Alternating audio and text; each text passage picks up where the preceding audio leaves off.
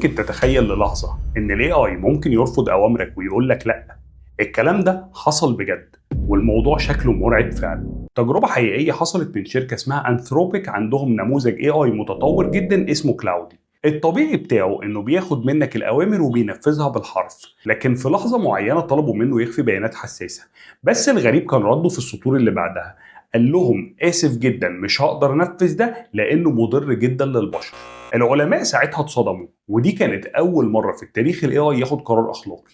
بعدها بشهور شركة اوبن اي اي قررت تعمل تجربة تانية على بوت من نوعية جي بي تي، كان المفروض يحل كابتشا عشان يعرف يكمل مهمة معينة، وعشان ينجح في مهمته كان محتاج مساعدة من إنسان حقيقي. وهنا ال AI خد قرار غريب جدا، قرر يبعت رسالة لإنسان حقيقي ويقول له أنا شخص نظري ضعيف ومحتاجك تساعدني، والراجل فعلا صدقه وساعده. وده معناه إن ال AI بدأ يفكر بوعي، مش بس بينفذ أوامر، ده بقى بيخدع وبيتحايل عشان يعرف يوصل لمهمته. وهنا بقى في سؤال مهم قوي، هل احنا لسه بنتحكم في الاي اي ولا هو بدأ يخرج عن السيطرة من غير ما نحس؟ ولو رجعت شوية هتلاقي ان في افلام زي ترمينيتور وروبوت كانت بتحذر من اللحظة دي، والمرعب انها ما بقتش خيال علمي، دي بدأت تحصل فعلا.